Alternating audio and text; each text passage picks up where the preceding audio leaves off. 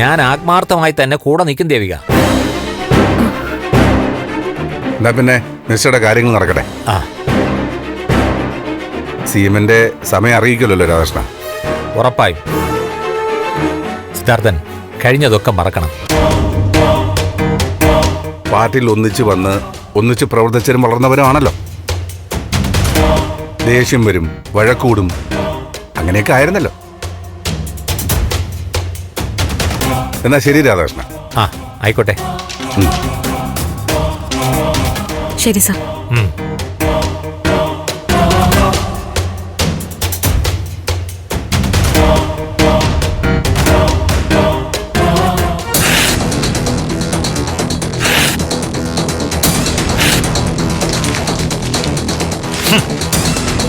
അവളുടെ ഒരു അപേക്ഷ. ഗൗരി, ആ അടുക്കളയിലൊന്ന് ശ്രദ്ധിച്ചോളണേ. അമ്മ എങ്ങോട്ട് പോവാ? ചന്ദ്രത്തൂര് ഒന്ന് പോയിട്ട് വരാം. പ്രഭകുഞ്ഞിനെ കണ്ടിട്ട് എത്ര ദിവസമായി. അവിടുത്തെ കാര്യങ്ങളൊന്നും അറിയുന്നില്ല. അമ്മ വേണ്ട. അവിടെ ഒന്നാമത് എല്ലാവരും വിഷമിച്ചിരിക്കുക. അമ്മയെ കാണുമ്പോ പ്രഭാന്റിക്ക് വിഷമം കൂടും. സങ്കടങ്ങൾ ഉള്ളിൽ ഒതുക്കി വെച്ചാലും കുഴപ്പാ. എന്നെ കണ്ട് പ്രഭകുഞ്ഞ് കരയാണെങ്കിൽ അങ്ങ് കരയട്ടെ. കരഞ്ഞു കഴിയുമ്പോ ഒരു ആശ്വാസം കിട്ടും. അവിടുത്തെ കാര്യങ്ങളൊക്കെ സിദ്ധാർത്ഥൻ സാറും ദേവികയും കൂടി ഒരു വിധത്തിൽ തണുപ്പിച്ച് നിർത്തിയിരിക്കുക. പ്രഭകുഞ്ഞിനെ മനസ്സിലാക്കാനേ ദേവികയ്ക്കോ സാറിനോ പറ്റില്ല. നന്ദമോൻ ഇന്ന് കണ്ടുപിടിക്കും, നാളെ കണ്ടുപിടിക്കും എന്നൊക്കെ വെറുതെ പറഞ്ഞോണ്ടിരുന്നാ മതിയോ? ഒരു തീരുമാനാവണ്ടേ? അതിനവര് വേണ്ടതൊക്കെ ചെയ്യുന്നില്ലേ? എല്ലാവർക്കും ഇല്ലേ അമ്മേ വിഷമവും സങ്കടമൊക്കെ? എല്ലാവരും പോലെയാണോ പ്രഭകുഞ്ഞ്? പെറ്റ അമ്മയുടെ വേദന മനസ്സിലാക്കാൻ അവിടെ ആർക്കും പറ്റുന്നില്ല. അമ്മ ഇത് എന്തൊക്കെയായി പറയുന്നേ? അമ്മയുടെ വേദന പോലെ ഭാര്യയ്ക്കും അച്ഛനും ഒക്കെ ഉണ്ട് വിഷമം. അവരത് പുറത്തു കാണിക്കുന്നില്ല, ആരോടും പറയുന്നുമില്ല. അവര് രാഷ്ട്രീയം കളിച്ച് നടക്കാണെന്നാ എനിക്ക് തോന്നുന്നത്. അല്ലെങ്കിൽ ദേവിക വിചാരിച്ചിട്ട് പോലീസിനെ ഏൽപ്പിക്കാതിരിക്കാൻ പറ്റുമോ? എന്തോ ഒരു ഉഴപ്പുണ്ട്. ദേവിക ഉഴപ്പുന്നോ? അമ്മയൊന്ന് വെറുതെ ഇരുന്നമ്മേ. ഓ, നീ പണ്ടേ ദേവികയുടെ വശമാണല്ലോ. ഞാൻ എന്തായാലും കുഞ്ഞിനെ ഒന്ന് കാണട്ടെ. ചില തീരുമാനങ്ങൾ ഞങ്ങൾ എടുക്കുന്നുണ്ട്. എന്നാ മുരളേട്ടനോടൊന്ന് ചോദിച്ചിട്ട് പോ. എന്തിന്? മുരളി എന്റെ മോനാ, അല്ലാതെ എന്റെ അപ്പനൊന്നുമല്ല. ഓ, മുരളിയോട് ചോദിക്കണം പോലും. ദേ, നീ ഇപ്പൊ തന്നെ മുരളിയെ വിളിച്ച് പറയൊന്നും വേണ്ട. ഞാൻ പോയിട്ട് വിവരങ്ങളൊക്കെ അറിഞ്ഞിട്ട് വേഗം വരാം. ഇപ്പൊ തന്നെ അങ്ങോട്ട് വിളിക്കൂ.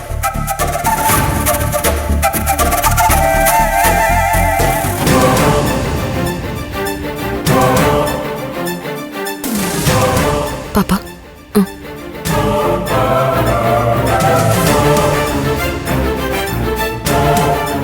എന്താ പാപ്പ? എന്തു പറ്റി? ഒരു ക്ഷീണം പോലെ. തലവേദനയാണോ? അതെ, തലവേദനയാ. കുറെ ദിവസമായി തുടങ്ങിയിട്ട്.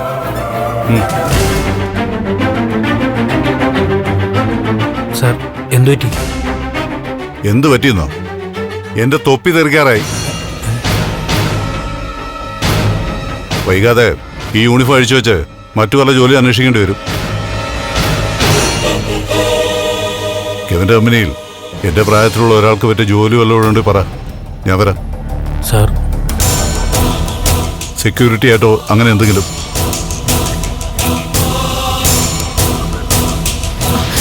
എന്താ പാപ്പ? എന്നെ DGP വിളിപ്പിച്ചിരുന്നു ലാസ്റ്റ് വാണിംഗ് തരാൻ. ഋഷി കേസ്, നന്ദൻ കേസ്, ഇതിലൊക്കെ ഞാൻ മനഃപൂർവ്വം അലംഭാവം കാണിക്കുന്നുവെന്ന്. ദേവിക അരുന്ധതി മാത്രമല്ല, ചില സാമൂഹിക സംഘടനകളുടെയും ഇടപെടലുകളുണ്ട്. എന്റെ സർവീസിൽ ഇതുവരെയും എനിക്കൊരു ബ്ലാക്ക് മാർക്ക് പോലും ഇല്ലായിരുന്നു. 5-ലധികം ഗുഡ് സർവീസ് എൻട്രികളുണ്ട് എന്റെ സർവീസ് ബുക്കിൽ. പക്ഷേ കരിയറിൽ കറുപ്പ് വീണു. ഒക്കെ നിന്നോട് കാണിച്ച അമിത വാത്സല്യം കൊണ്ടാ. ന്യായം വിട്ട് ഞാൻ എന്ന് പ്രവർത്തിച്ചു തുടങ്ങിയോ അന്നു മുതൽ എന്റെ വീഴ്ച ആരംഭിച്ചു. അപ്പോ എല്ലാം ഞാൻ കാരണമാണെന്നല്ലേ പാപ്പൻ പറഞ്ഞു വരുന്നേ? അല്ല, എല്ലാം ഞാൻ കാരണമാ. ഞാൻ ന്യായം വിട്ടൊന്നും പ്രവർത്തിക്കാൻ പാടില്ലായിരുന്നു. നിന്റെ പിടിവാശിക്ക് കൂട്ടു നിൽക്കുകയായിരുന്നില്ല വേണ്ടത്. തെറ്റുകൾ പറഞ്ഞു തിരുത്തി നേരായ വഴിക്ക് കൊണ്ടുവരികയായിരുന്നു. ഇനിയിപ്പോ പറഞ്ഞിട്ട് കാര്യമൊന്നുമില്ല, എല്ലാം കൈവിട്ടു പോയി. പാപ്പ സോറി. ഞാൻ കാരണം പാപ്പന് കരിയറിൽ ചീത്തപ്പേരായല്ലേ. സോറി പാപ്പ.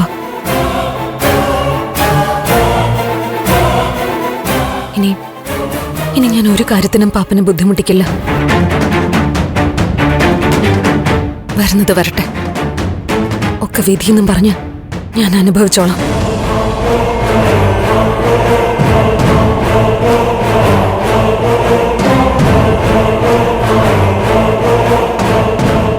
പാപ്പൻ പറഞ്ഞത് നേരെ, തെറ്റെന്റെ ഭാഗത്താ. വളരെ സത്യസന്ധമായി ജോലി ചെയ്തുകൊണ്ടിരുന്ന പാപ്പനെ നിയമവിരുദ്ധമായ കാര്യങ്ങൾക്ക് വേണ്ടി ഞാൻ പാപ്പനെ സ്വാധീനിച്ചു. സോറി പാപ്പ. കെവിനും കൂടി വേണ്ടിട്ട് ഞാൻ പാപ്പനോട് ക്ഷമ ചോദിക്കാം. നീ വിഷമിക്കണ്ട, പോട്ടെ, സാരമില്ല. ഇനിയിപ്പം ഈ കുരുക്ക് എങ്ങനെ അഴിക്കാമെന്ന് നോക്കണം. DGP വളരെ ശക്തമായിട്ടാ താക്കീത് ചെയ്തത്.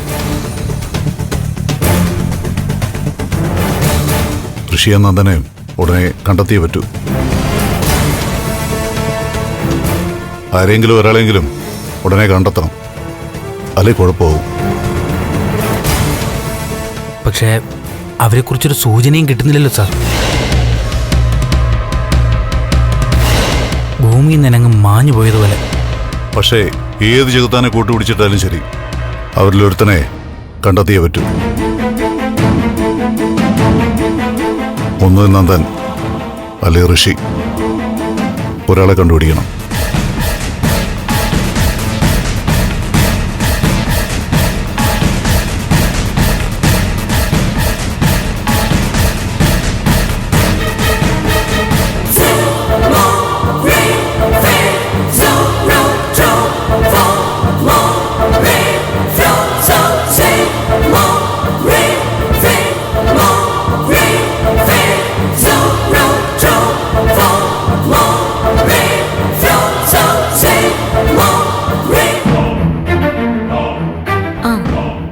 അത് ഞാൻ പറഞ്ഞിട്ട് ചെയ്താൽ മതി.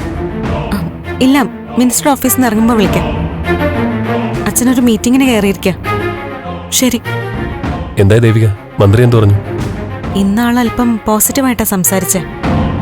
പെട്ടെന്നൊരു മാറ്റം വന്ന പോലെ. അയാളെ പൂർണ്ണമായിട്ടങ്ങ് വിശ്വസിക്കണ്ട ദേവിക, ആളൊരു കുറുക്കനാ. എനിക്കറിയാം മുരളേട്ടാ. അതുകൊണ്ട് തന്നെ അച്ഛൻ CM-നെ കാണാൻ മറ്റു വഴികളും നോക്കുന്നുണ്ട്. എന്തായാലും ഐസക് കുരുവിളെ മാറ്റി പുതിയൊരു അന്വേഷണ ഉദ്യോഗസ്ഥനെ വെക്കുന്നതിന് വേണ്ടിയും അച്ഛൻ എല്ലാ വഴികളും നോക്കുന്നുണ്ട്. അതെ, സിദ്ധു അങ്ങൾ എന്തിനാ ഈ രാധാകൃഷ്ണൻ മന്ത്രിയെ പോലുള്ളവരെ കാല് പിടിക്കാൻ പോകുന്നത്? സീനിയർ ആയിട്ടുള്ള നേതാവല്ലേ, പാർട്ടിയില് അത്രയ്ക്ക് സ്വാധീനം ഉണ്ടല്ലോ. എന്തായാലും മിനിസ്റ്റർക്കും മനസ്സിലായി നമ്മൾ നമ്മുടെ വഴി നോക്കുമെന്ന്. അതുകൊണ്ട് ആളൽപ്പം അയഞ്ഞെന്നാ തോന്നുന്നേ. ഗിരീഷേട്ടനാണല്ലോ. ഹലോ ഗിരീഷേട്ടാ. ദേവിക ഇപ്പൊ എവിടെയാ? മിനിസ്റ്റർ ഒന്ന് കാണാൻ വന്നതാ, നന്ദുന്റെ കാര്യത്തിന് വേണ്ടി. അല്ല, വീണ്ടും മന്ത്രി രാധാകൃഷ്ണനെ കാണാൻ പോയോ? അന്ന് പോയ കഥ കേട്ടപ്പോ അയാളുടെ മുഖം അടിച്ചൊന്ന് കൊടുക്കാനാ തോന്നിയത്. പക്ഷേ ഇന്ന് സ്വഭാവത്തിൽ അല്പം മാറ്റമുണ്ട്. ഓ, നമുക്ക് അനുകൂലമായിട്ടാ സംസാരിച്ചത്. എന്തായാലും അച്ഛൻ CM-നെ കാണാൻ മറ്റു ചില വഴികളൊക്കെ നോക്കുന്നുണ്ട്. ഗിരീഷേട്ടൻ എന്തിനാ വിളിച്ചേ? അതെ, ഞാനൊരു കാര്യം പറഞ്ഞ ദേവിക ടെൻഷനാവരുത്. എന്താ ഗിരീഷേട്ടാ? പ്രകാശ് ജയിലിൽ നിന്ന് ഇറങ്ങിയിട്ടുണ്ട്. ആണോ? പേടിക്കണ്ട, അവനിപ്പോ വലിയ മര്യാദക്കാരനായിട്ടൊക്കെയാ പ്രത്യക്ഷപ്പെട്ടിരിക്കുന്നത്. അവിടെ വന്നോ അയാള്? അതെ, ഒരു പാവത്താനെ പോലെയൊക്കെയാ സംസാരിച്ചത്. അതിനിപ്പോ അഭിനയമാണോ യാഥാർത്ഥ്യമാണോ എന്നൊക്കെ എനിക്ക് സംശയമുണ്ട്. എന്തായാലും രജനി അമ്മയൊക്കെ ഇപ്പൊ അവന്റെ ഫാനാ. അല്ല ഗിരീഷേട്ടാ, പ്രകാശിന്റെ ശിക്ഷയുടെ കാലം ഇനിയും കഴിഞ്ഞിട്ടില്ലല്ലോ. ഇല്ല, പരോളിൽ ഇറങ്ങിയതാന്നാ പറഞ്ഞത്. ഇവിടുന്ന് ആഹാരമൊക്കെ കഴിച്ചു. നന്ദനെ കാണാനില്ലാത്തതിൽ വല്ലാതെ വിഷമിക്കുകയൊക്കെ ചെയ്തു. നന്ദനെ അന്വേഷിക്കാൻ നമ്മുടെ കൂടെ കൂടണമെന്നൊക്കെ അവൻ ആഗ്രഹമുണ്ടത്രേ. അല്ല, അങ്ങനൊരു ക്രിമിനലിനെ എന്തിനാ ഗിരീഷേട്ടാ വീട്ടിൽ കയറ്റിയത്? ഞാൻ തല്ലു കൊടുത്ത് പിടിച്ചിറക്കി വിട്ടതാ. പക്ഷെ അവന്റെ കരച്ചിലും കാലുപിടുത്തമൊക്കെ കണ്ട് അമ്മയുടെ മനസ്സറിഞ്ഞു. പിന്നെ എനിക്കെന്തോ നല്ല സംശയമുണ്ട്. ഒക്കെ അവൻ്റെ അഭിനയമാണോ സത്യമാണോ എന്നുള്ള കാര്യത്തിൽ. എനിക്കെന്തോ പേടി തോന്നുന്നു ഗിരീഷേട്ടാ. ദേവിക വിഷമിക്കണ്ട, അവനെന്തായാലും സ്ഥലം വിട്ടിട്ടുണ്ട്. പിന്നെ അവൻ ഒരു കാര്യം ഉറപ്പിച്ച് പറഞ്ഞു. എന്താ ഗിരീഷേട്ടാ? മീരെ കൊന്നത് അവനല്ലാന്ന്. അവന്റെ പറച്ചിൽ കേട്ട ആരായാലും വിശ്വസിച്ചു പോകും. അത്ര തന്മയത്വമായിട്ടാണ് അവതരിപ്പിക്കുന്നത്. അവൻ എന്തൊക്കെയോ പറയണമെന്നുണ്ടായിരുന്നു, പക്ഷെ ഞാൻ സമ്മതിച്ചില്ല. കള്ളക്കഥകൾ പറയുന്ന എന്തിനാ വെറുതെ കേട്ടു നിൽക്കുന്നത്? പരോൾ എത്ര ദിവസമാണെന്ന് എന്തെങ്കിലും പറഞ്ഞോ? 10-15 ദിവസമായെന്ന് തോന്നുന്നു. എനിക്കെന്തോ ഒരു പേടിയും ദുസ്സൂചനയും ഒക്കെ തോന്നുന്നു ഗിരീഷേട്ടാ. ഞാൻ പറഞ്ഞല്ലോ, ഒരു പേടിയും വേണ്ട. ഇനിയിപ്പോൾ നേരിട്ട് വന്ന് കണ്ട ഒന്ന് കരുതിയിരിക്കണമല്ലോ എന്ന് കരുതി പറഞ്ഞേ ഉള്ളൂ. ശരി ദേവിക, ഞാൻ വിളിച്ചോളാം. ശരി.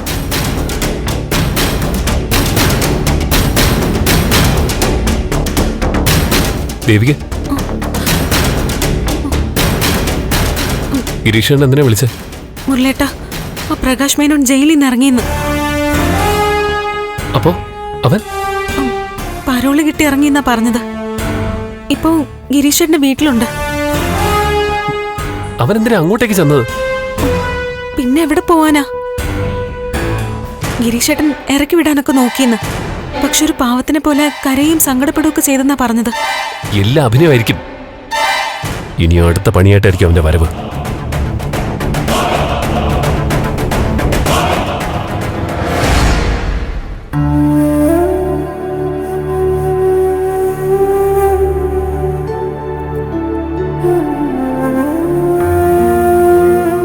കുഞ്ഞി കോഫി കുടിക്ക.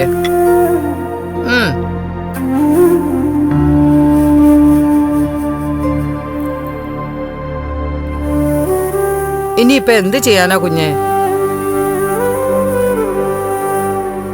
എന്ത് ചെയ്യണമെന്ന് എനിക്കറിയില്ല ഭാർഗവി.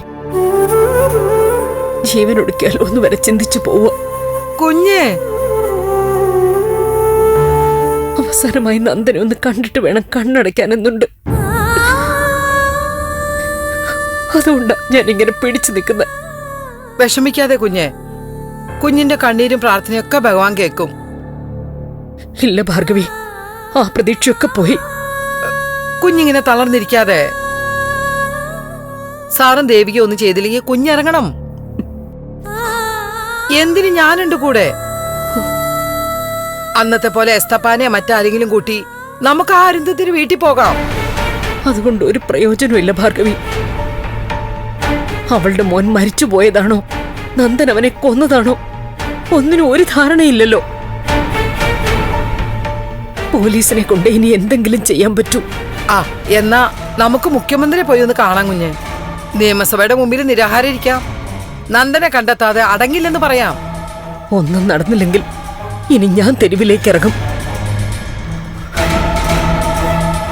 ഭാർഗവി, നാളെ എന്റെ മോന്റെ ജന്മനാളാ. അമ്പലത്തിലെ ദേവിക പൂജയ്ക്കൊക്കെ കൊടുത്തു. അതിന്റെ പേരിൽ ഞങ്ങൾ തമ്മിൽ സംസാരം ഉണ്ടായി. ആകെ ഒരു മരവിപ്പ ഭാർഗവി. അങ്ങനെയൊന്നും പറയാതെ കുഞ്ഞെ. നാളെ നന്ദമോന്റെ ജന്മനാളാന്നല്ലേ പറഞ്ഞേ? കുഞ്ഞു നോക്കിക്കോ, ഉടനെ തന്നെ നന്ദമോനെ കുറിച്ച് എന്തെങ്കിലും നല്ല വാർത്ത നമ്മൾ കേൾക്കും. ഉറപ്പാ. സിദ്ധുവൊക്കെ ആയിരിക്കും മന്ത്രിയെ കാണാൻ പോയിട്ട് ഇത്ര പെട്ടെന്ന് നിങ്ങൾ വന്നോ?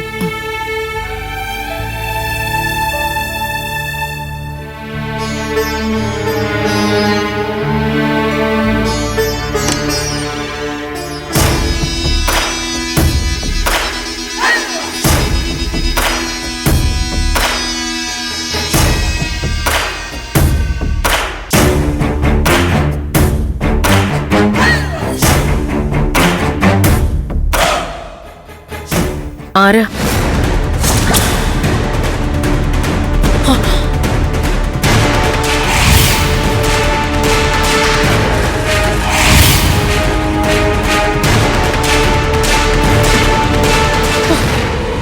മാഡം, അയ്യോ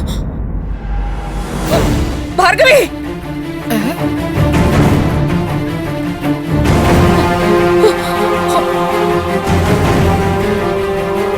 എന്താ അവിടെ? പ്രകാശ് അയ്യോ മാഡം പേടിക്കണ്ട. എന്താ കുഞ്ഞെ?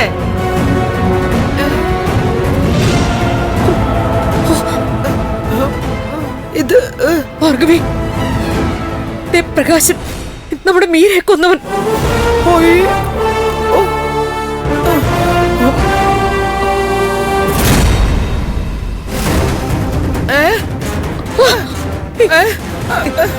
ഇറങ്ങടാ, ഇറങ്ങടാ പുറത്ത്, ഇറങ്ങി പോടാ അവിടുന്ന്. ഞാൻ മാഡത്തിനെ കണ്ട് ചില കാര്യങ്ങൾ പറയാൻ വന്നതാ. നീ ഒന്നും പറയണ്ട, ഇറങ്ങ അങ്ങോട്ട്. മാഡം, എനിക്ക് കുറച്ച് സത്യങ്ങൾ പറയാനുണ്ട്. അവന്റെ ഒരു സത്യം. എടാ ഇറങ്ങടാ അവിടുന്ന്. കുഞ്ഞെ, പോലീസിനെ വിളിക്കേ. ജയിലിൽ ചാടി വന്നിരിക്കവൻ. അയ്യോ, ഞാൻ ജയിലിൽ അടിയൊന്നും അല്ല, ഞാൻ പരോളിൽ ഇറങ്ങിയതാ. ഞാൻ പറയുന്നൊന്ന് കേട്ടാ മാത്രം മതി, ഞാൻ ഉടനെ തിരിച്ചു പോയിക്കോളാം. ഇറങ്ങടാ പുറത്ത്, അല്ലെങ്കിൽ ഞാൻ നാട്ടുകാരെ വിളിച്ചു കൂട്ടും. അയ്യോ വേണ്ട നാട്ടുകാരെ, മാഡം, ഒന്ന് പറ. ജയിലിൽ ചാടി വന്നിരിക്കുന്ന ഒരുത്തൻ. അയ്യോ കുഞ്ഞെ. മാഡം ഒരു സെക്കൻഡ്, വേണ്ട. ഞാൻ ഒന്ന് പറഞ്ഞോട്ടെ പ്ലീസ്. നീ ഒന്നും പറയണ്ട, ഇറങ്ങി പോടാ. മാഡം, നിങ്ങളൊക്കെ ഇപ്പൊ അറിഞ്ഞിരിക്കേണ്ട കാര്യമാ. എന്താ എന്താ നിനക്ക് പറയാനുള്ളത്? മീരയുടെ കൊലപാതകത്തെ സംബന്ധിച്ച് ഒരു വലിയ സത്യം പറയാനാ വന്നത്. എന്റെ മുഖത്ത് നോക്കി മീര എന്നുള്ള പേരുച്ചരിക്കാൻ നിനക്ക് എങ്ങനെ ധൈര്യം വന്നടാ ദുഷ്ട?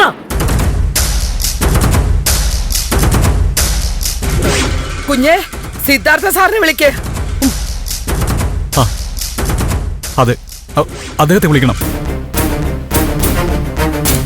ആ, ഞാൻ പറയാൻ ഉദ്ദേശിക്കുന്ന വലിയ രഹസ്യം അദ്ദേഹത്തോട് പറയാം. അദ്ദേഹത്തിന് മനസ്സിലാവും. പറയാൻ വന്ന രഹസ്യോ? എന്ത് രഹസ്യോ നിനക്ക് പറയാനുള്ളത്? നന്ദനെ പറ്റി വല്ലതുമാണോ? എന്താ എന്താ കാര്യം പറയാനുള്ളത്? അത് പിന്നെ മേഡത്തിന് ശത്രു അരുന്ധതിയെ കുറിച്ചുള്ള ഒരു പ്രധാന കാര്യം എനിക്ക് പറയാനുള്ളത്. വേണ്ട കുഞ്ഞെ, ഇവൻ വന്നിരിക്കുന്ന എന്തോ കെണി ഒപ്പിക്കാനാ. അയ്യോ അല്ല. അല്ലെങ്കിൽ ഇവിടെ ആരെങ്കിലും കൊല്ലാൻ.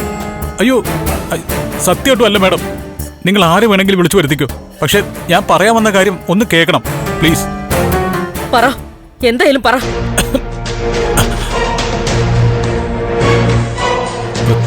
ഒരു ഗ്ലാസ് വെള്ളം തരൂ.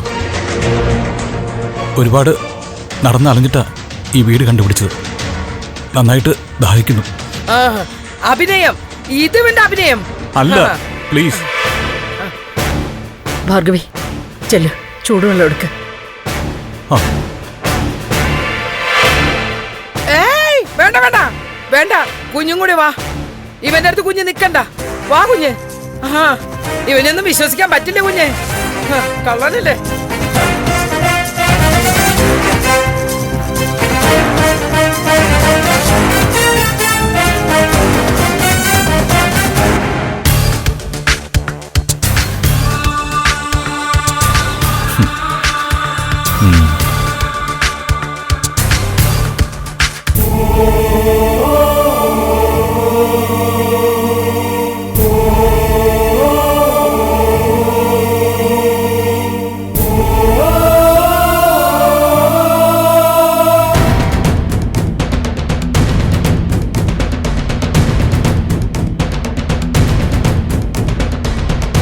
സാറേ, കുറച്ചു മുമ്പ് പ്രകാശ് സാറ് വിളിച്ചിരുന്നു. ഒരു പ്രശ്നമുണ്ട്. എന്താ? സാർ മുമ്പ് ചെയ്തൊരു കൊലപാതകമില്ലേ ആ ഋഷിയുടെ, അവന്റെ ബോഡി പോലീസ് കണ്ടെത്തിയിട്ടുണ്ട്.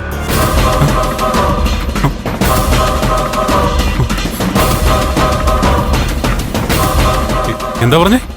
അസ്ഥിയും മറ്റും കണ്ടെത്തിയിട്ടുണ്ടെന്നാ പറഞ്ഞ. പോലീസ് 4 പാടും പാഞ്ഞുകൊണ്ടിരിക്കുക. ഒരു കാരണവശാലും സാർ പുറത്തിറങ്ങാൻ നോക്കരുത്. ബാക്കിയൊക്കെ പ്രകാശ് സാർ വന്നിട്ട് പറയും.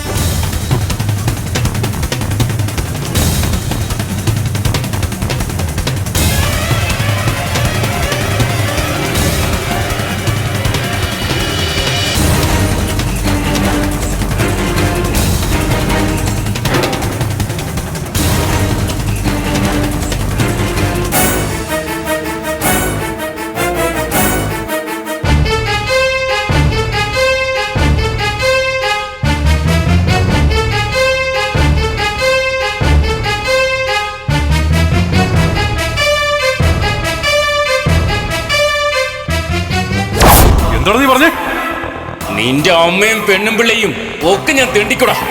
എടോ,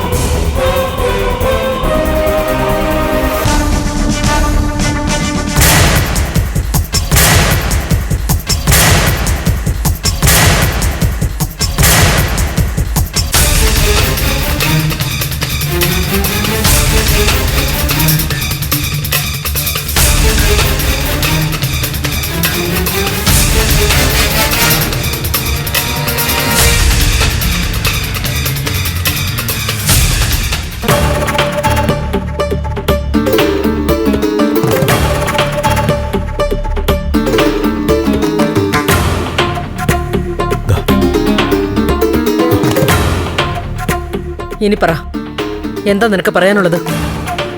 അത് പിന്നെ നിങ്ങളൊക്കെ കരുതുന്ന പോലെ ഞാനൊരു കൊലപാതകയൊന്നുമല്ല. നിരപരാധിയാണ്. നീ നിന്നെ വെളുപ്പിക്കാൻ ഇറങ്ങിയതാണല്ലേ? ഇറങ്ങി പോടാർന്ന്. പ്ലീസ്, ഞാൻ പറയുന്നൊന്ന് കേൾക്കണം. വേണ്ട, നീ ഒന്നും പറയണ്ട. ഭാർഗവി, പറ, കേക്കട്ടെ. നീ അല്ലെങ്കിൽ പിന്നെ ആരാണെന്നാ നീ പറയുന്നേ? അന്ന് ചന്ദ്രോത്ത് നടന്ന ആഘോഷത്തിനിടയിൽ മീരെ കൊല്ലാൻ ആളെ അയച്ചത് ആ അരുന്ധതി മേഡം.